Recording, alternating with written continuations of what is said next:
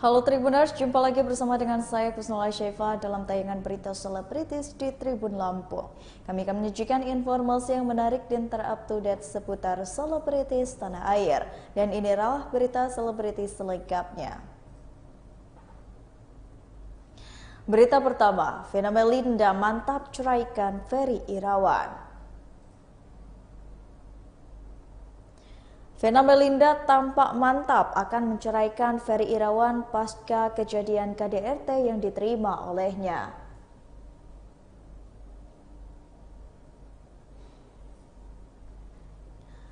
Vena Melinda mengatakan dirinya saat ini tengah mengurus perceraiannya dengan Ferry Irawan. Menurut Vena Melinda, bercerai dari Ferry Irawan juga merupakan upaya untuk memulihkan dirinya. Vena Melinda mengatakan saat ini berkas perceraiannya tengah diuruskan, meskipun tak tahu secara detail prosedurnya, namun mantap untuk melanjutkan ke proses hukum dan perceraian. Seperti yang kita ketahui sebelumnya, Vena Melinda mendapatkan kekerasan fisik dari Ferry Irawan ketika keduanya berada di Kediri, Jawa Timur. Vena Melinda pun mempolisikan Ferry Irawan atas dugaan kasus KDRT. Berikut wawancara dengan Vena Melinda dan Hotman Paris.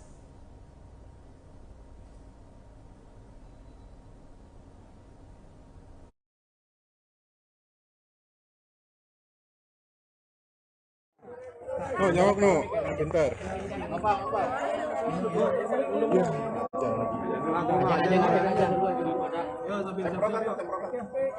Semprotan, semprotan. Belum, mau disemprot dulu. Bang, hari ini ada pengajuan apa bang? Katanya mau masukin Belum. Oke, saya kirim asisten saya hari ini untuk ketemu Vena untuk meminta dokumen terkait dengan perkawinan untuk jadi bukti nanti di pengadilan. Mengenai kapan akan daftar gugatan belum tahu. Itu jawabannya. Vena mengatakan sudah tidak mau mencabut laporan polisi dan sudah tidak mau berdamai. Sudah akhir dari semuanya. Tuh, apa lagi? Sudah final dia tidak akan mau berdamai karena memang selama 3 bulan ini pun sebenarnya sudah kepikir ke arah sana. Sesudah 3 bulan dia nggak dapat nafkah materi dari si suami, tapi si suami sangat suka dan sangat doyan minta yang itu loh, ya romantisme di balik kamar gitu. Bang, sampai saat ini dari Ferry sendiri masih sempat membujuk Vena nggak sih bang?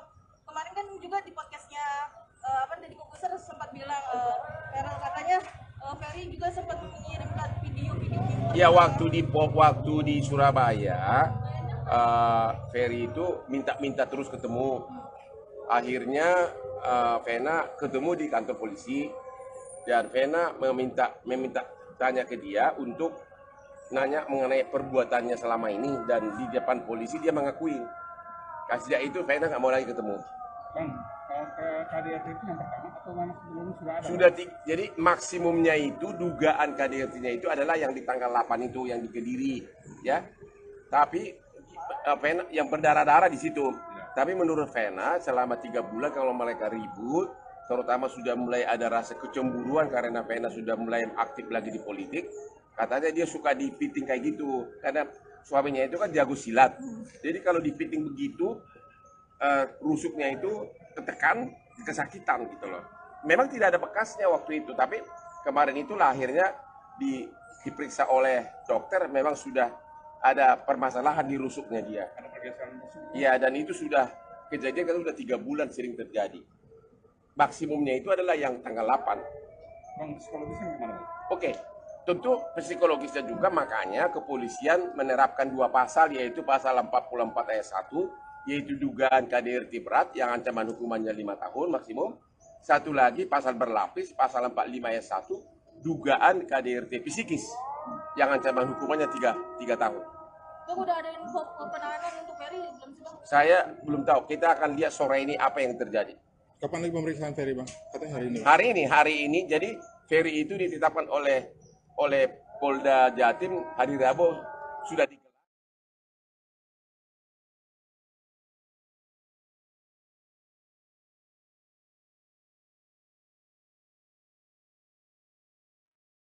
apakah mengambil keputusan ini soal Isyora juga atau seperti apa Mbak? Makasih ya Mbak. Ya, makasih ya Mbak. Sehat selalu Mbak Vena. Vena semangat.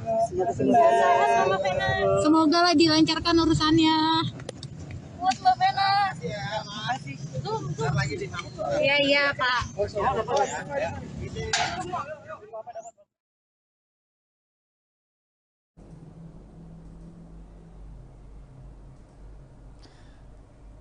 Berita selanjutnya, Badai X Chris Patih resmi bergabung bersama PSI, langsung kukuhkan Giring Ganesha.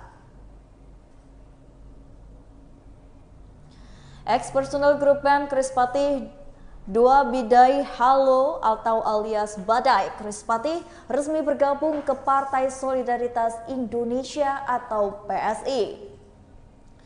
Badai dikukuhkan langsung oleh Ketua Umum PSI, Giring Ganesha di kantor DPP PSI Jakarta Pusat pada Senin 16 Januari 2023. Badai melihat PSI merupakan partai yang memberikan ruang bagi generasi muda untuk membangun Indonesia. Sebagai seniman, Badai mengatakan dirinya ingin memperjuangkan hak-hak musisi atau pencipta lagu melalui PSI. Ia berharap perjuangannya untuk mengembangkan industri musik di tanah air dapat direstui. Sementara itu, Giring mengatakan partainya membuka pintu bagi siapapun yang ingin bergabung ke PSI. Berikut wawancara dengan Badai Chris Patih.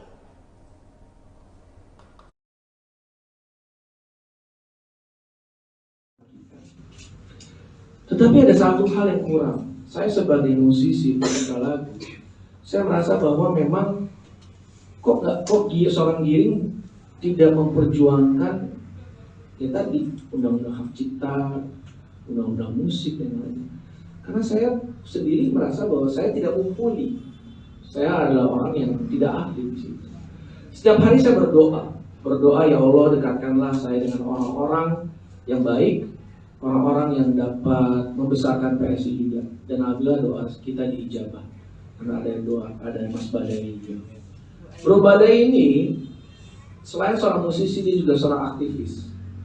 Setiap hari dia selalu, kalau saya lihat di sosmed, dia selalu berusaha menjawab DM yang masuk ke Instagram mereka dari musisi-musisi di seluruh Indonesia yang tidak mengerti harus mengadu kemana ketika hak cipta mereka atau mereka membuat lagu itu misalnya dipakai orang lain atau tidak digunakan dengan baik, ya kan, tidak di-manage dengan baik atau disalahgunakan. Tapi Bro Badai dengan sabar bisa menjawab itu semua. Nah, Bro Badai juga punya cita-cita besar adalah masuk ke DPR RI untuk apa? Memperjuangkan hak-hak cipta dan juga hak-hak yang memang seharusnya kita perjuangkan untuk musisi-musisi Indonesia. Makanya waktu pertama kali ketemu saya langsung ngomong, bro, kita ini di PSI punya LBH PSI. Kita LBH PSI sudah mengadvokasi banyak kasus. Contohnya yang paling terdekat yaitu SDN Pondok Cina kemarin di Depok. LBH PSI juga bantu ke SPPA, ya kan, sudah Sisera sama Email, yang terus mengadvokasi kasus-kasus kekerasan seksual yang terjadi kepada perempuan dan anak. Banyak sekali. Mungkin silakan teman-teman media bisa Google nama-nama mereka. Ya. Tetapi sekarang, mumpung ada Bro Badai, ini kayaknya benar-benar semesta dan Tuhan sudah mempersatukan kita. Sudah saatnya kita PSI juga membuat lembaga bantuan hukum untuk para pencipta lagu dan musisi. Contoh paling simpel, misalnya ada orang, misalnya Bro Uki, Bro Uki mau tanda tangan dan masuk label, tapi kan bingung, gue harus nanya siapa ya? Karena biasanya anak muda, musisi-musisi seperti kita zaman dulu, kalau udah ditawarin kontrak rekaman, tuh udah buta, udah pakai yang penting tanda tangan deh, iya. Nah, sekarang kita kasih kesempatan musisi muda, musisi baru, atau bahkan musisi-musisi yang mau memperjuangkan haknya. Yuk, nanti tunggu tanggal mainnya, kita buka di DPP, dan nanti Bro Badai yang akan in charge di sana. Mungkin sementara ini kita baru bisa kasih konsultasi hukum secara gratis. Tetapi yang jelas, kalau memang nanti bisa, memang ada kasus-kasus yang harus kita perjuangkan, ya kita pasti akan perjuangkan secara all out. Agar apa? Seniman-seniman, musisi-musisi bisa mendapatkan haknya mereka.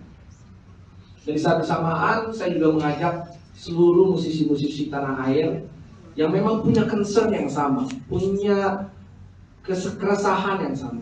Yuk, gabung bersama PSI, gabung bersama Badai, yuk kita isi nanti DPR RI, dan kita perbaikilah undang-undang agar musisi-musisi dan seniman dan juga mereka punya hak terhadap pencipta lagu untuk mereka bisa mendapatkan perbaikan di undang-undang. Itu aja kalau dari saya. Dan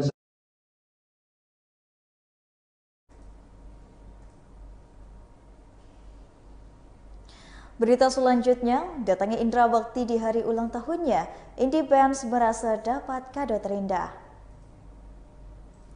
Indie Barens baru saja berulang tahun ke-52 hari ini. Pada perayaan ulang tahunnya kali ini, Indie Barens mengaku bagaikan mendapatkan kado yang paling spesial. Pasalnya kondisi Indra Bekti semakin membaik di hari ulang tahunnya. Seperti yang kita ketahui, beberapa waktu lalu, Bekti mendapatkan perawatan di rumah sakit akibat pecah pembuluh darah di otak. Di samping itu, Indie Barens juga turut ikut andil dalam pemulihan kesehatan Indra Bekti.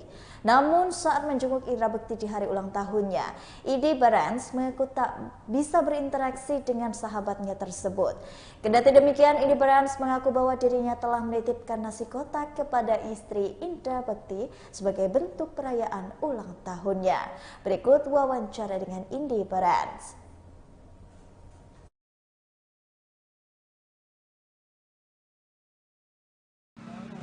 Ya, Teni gimana tadi hari ini kan sedang berulang tahun, Kak Bekti gimana? Aku ngerasa ini hadiah yang paling menyenangkan ya buat aku. Ya bukan karena Bekti sakit, terus aku merasa bersyukur dalam arti dia sudah ada perubahan enggak. Tapi maksudnya kan setiap kita bertambah usia ada hal yang kita syukuri gitu kan. Dan seperti halnya hari ini yang aku syukuri terutama ya bisa lihat perkembangan Bekti yang jauh banget progresnya gitu. Karena kemarin kan aku di sini terus Bekti melakukan terapi, ada fisioterapi gitu. Aku juga mendampingi. Ya puji Tuhan, alhamdulillah, pokoknya banyak hal yang disyukuri lah. Nah tadi pas aku datang Bekti tidur, tapi nggak apa-apa, maksudnya memang aku nggak berniat untuk membangunkan juga, karena memang kemarin aku bilang gini, Bekti besok aku ulang tahun loh, segini. Oh iya ya, padahal mungkin belum itu juga dia ingat. Besok ulang tahun nih, iya, aku kesini ya besok ya. Aku memang bawa nasi kotak kecil gitu, nasi kuning lah gitu, ya syarat lah ceritanya, rasa syukur. Terus tadi aku datang, aku titip ke Dila. Kalaupun hari ini pas aku datang tadi Bekti tidur, yang penting ya aku memang selalu begitu setiap hari. Aku datang kalau bisa dijenguk-jenguk, kalau enggak. Hari ini kayaknya dia agak lelah karena tadi pagi ada pemeriksaan CT scan lagi di kepalanya. Terus habis CT scan tadi pagi, terus yang tadi ada fisioterapi lagi. Jadi mungkin ada latihan yang membuat dia energinya agak terpakai lah. Jadi pas tadi datang, biasanya kalau buka pintu aku ngobrol dia buka mata gitu, tapi tadi tuh udah lelep banget, capek banget, kayak habis main bola gitu seharian. Tapi kan kemarin sempat temenin fisioterapinya ya. Seperti apa sih perkembangannya? Jadi kalau perkembangan sih karena kan baru sehari 2 hari ya, dalam arti kata dicoba untuk latihan duduk. Karena kan yang penting syarafnya sudah mulai bisa dilatih lagi, dirangsang lagi. Karena kan dari kepala itu kan sumber ke seluruh tubuh kita, motoriknya juga. Jadi dari proses dia pelan-pelan itu nggak langsung instan di 1 hari langsung jadi gitu, langsung bisa. Tapi waktu dari hari Jumat kayaknya udah mulai pelan-pelan tuh dibawa duduk. Nggak langsung duduk, terus berdiri berjalan, nggak per hari biasanya. Dicoba untuk kan selama ini kan dia mungkin tiduran terbahan, terus udah mulai dibuat setengah duduk, terus udah mulai tegak lagi, terus udah mulai dilatih untuk menurunkan kaki, karena itu day by day gitu kan, nggak langsung instan sehari. Nah kalau yang pas kemarin aku datang, aku juga sampai kaget karena nggak ngelihat 1 hari. Waktu hari Jumat aku memang nggak kesini karena memang rumah sakit meminta Bekti untuk dipulihkan dulu, istirahat total dulu karena kan baru pindah ke kamar biasa kan, ruang rawat biasa. Jumat nggak ketemu, Sabtu ketemu, wah itu aku sampai ngejerit karena pas aku masuk pintu kok udah duduk gitu, sampai kaget gitu. Terus dia ketawa-tawa, responnya juga jauh lebih baik dari sebelum-sebelumnya. Dan kemarin juga ada dokter yang ada, jadi aku juga sempat ngobrol banyak sama dokter di ruang rawatnya Bekti. Jadi bicara progres ya, puji Tuhan alhamdulillah sangat jauh, menyenangkan, disyukuri gitu, bersukacita, bersemah hati karena ya itu bisa lihat dia duduk terus melatih kakinya untuk berjalan. Dan ini bukan proses yang mudah ya, karena kalau kita kan jalan kayaknya ya udah jalan refleks aja biasa, tapi bersyukur banget kalau kita bisa bukti itu mulai melatih tumitnya untuk bergerak karena mungkin selama ini kan dia tiduran terus cari pegangan terus. Nah kemarin kalau dari terapisnya mengingatkan bahwa coba untuk mulai bertumbuh pada badan sendiri gitu. Ya gitu deh. Tadi pun siang aku dapat info bukti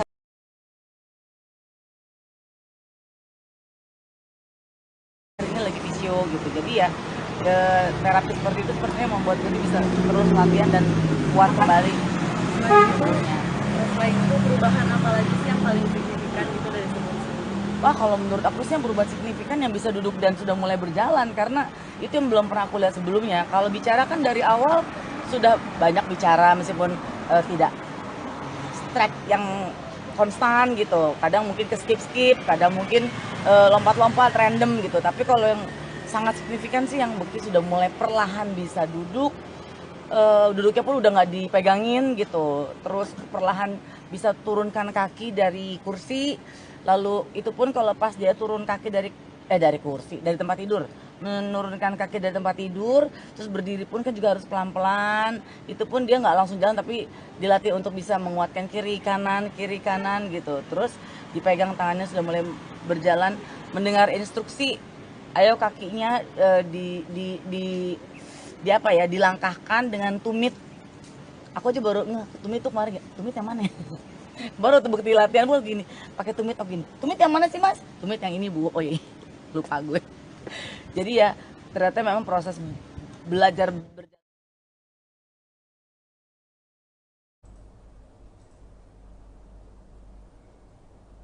Berita selanjutnya, Roro Fitria peringatkan Vena Melinda jangan percaya Ferry Irawan meski sudah minta maaf. Vena Melinda telah melaporkan suaminya Ferry Irawan terkait kasus KDRT. Ferry Irawan bahkan dilaporkan sudah menjadi tersangka atas perlakuannya terhadap Vena Melinda. Vena Melinda pun berusaha menggandeng pengacara Hotman Paris agar bisa membuat Ferry Irawan mempertanggungjawabkan perbuatannya di penjara. Penyidik kepolisian daerah Polda Jawa Timur menetapkan Ferry Irawan sebagai tersangka dalam kasus KDRT pada istrinya dan artis Vena Melinda ini.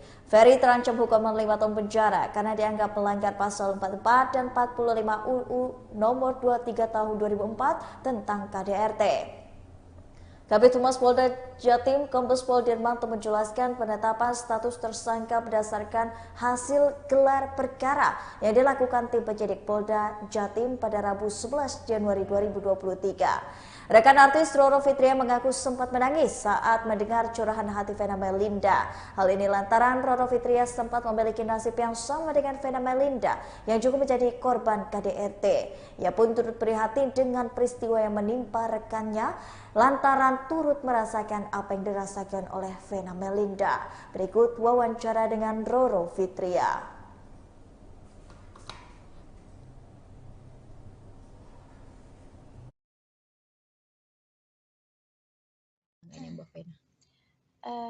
Kalau Nyai sih bisa sangat merasakan sakitnya apa yang dirasakan aku sayang Mbak Vena Melinda itu karena kurang lebihnya persis yang Nyai alami seperti tadi yang Mbak sampaikan ya. Jadi Nyai niatan nikah untuk ibadah lillahi ta'ala, Nyai butuh imam pada saat itu, terus dia mendekati Nyai dengan hijrahnya Nyai dengan dalil-dalil agama. Tapi ternyata apa? Dia KDRT dengan Nyai, selingkuh dengannya, dan selingkuhnya juga parah sekali ya, maaf dengan BTS gitu ya. Jadinya cepat-cepat udah pergi aja gitu, pergi dari kehidupannya. Begitu pula dengan Mbak Vena Melinda, ini apa? Tempo hari sempat terbesit di hatinya, cuman dia tidak berani menyampaikan ke Mbak Vena karena takut menyinggung atau takut bagaimana ya, karena kan kita ketahui bersama kan Mbak Vena sebelumnya sangat romantis, bahagia, saling menyayangi. Jadi pada suatu saat ketika habis makan malam bersama Mbak Vina dan Mas Heri, Nyai terbesit di feeling Nyai, ya Allah, kok sama tuh dalam arti dengan dalil-dalil agama yang dibicarain. Mudah-mudahan my lovely sister nggak mengalami hal yang sama seperti yang Nyai alami, tapi kami dalik kadarullah kok ya sama gitu. Jadi secara garis besar itu memang ada kesamaan ya antara iya, jadi ya sudah, Nyai cuman menguatkan pribadi Mbak Vina supaya tetap kuat. Life must go on. Mbak Vina cantik, Mbak Vina cerdas, Mbak Vina luar biasa, Mbak Vina orang hebat. Jadi nggak proper, amat sangat nggak proper kalau diperlakukan seperti itu. Dan udah cukup ya tadi beberapa bulan Mbak Vina mengalami, Nyai rasa udah amat sangat cukup. Mbak Vina bersabar, dan momentum yang terdiri inilah momentum yang benar-benar udah klimaksnya dari Mbak Vina gitu. Tadi Mbak Vina nyampein ke Nyai, dan Nyai sebagai sahabat mensupport demi kebahagiaan Mbak Vina. Akhirnya pada saat ini Nyai itu ada pesan khusus nggak sih untuk para wanita agar tidak terjebak terjadi hal yang sama seperti Nyai dan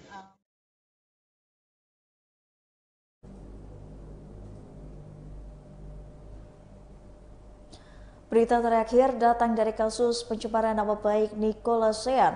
Ayu Thalia divonis pidana 6 bulan dengan masa percobaan 10 bulan.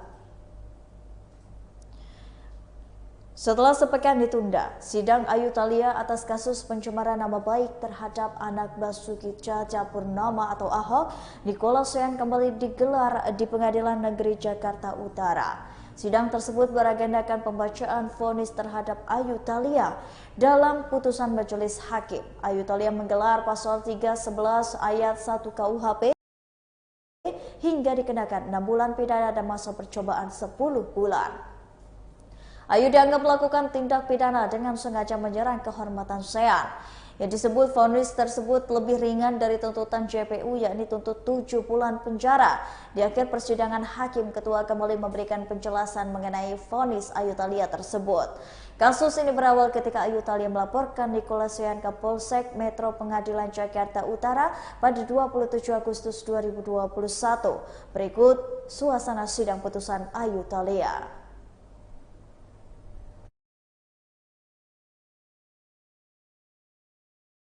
Pertanggungjawaban secara pidana sebelum dilalui prosedur yang benar dan menyelesaikannya melalui Dewan Pers, apakah redaksional tersebut karya jurnalistik atau bukan.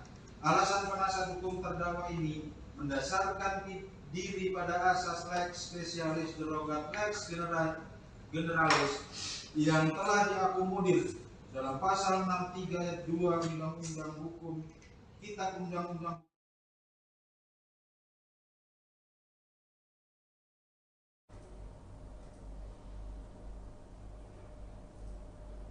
Baiklah Tribuners, setelah tadi berita selebritis di Tribun Lampung bersama dengan saya Kusnula Syaifa. Jangan lupa untuk terus saksikan video selengkapnya di YouTube Tribun Lampung News Video, Facebook Tribun Lampung, Instagram Tribun Lampung, dan juga TikTok Tribun Lampung untuk bisa mendapatkan informasi terupdate lainnya. Selamat siang dan sampai jumpa.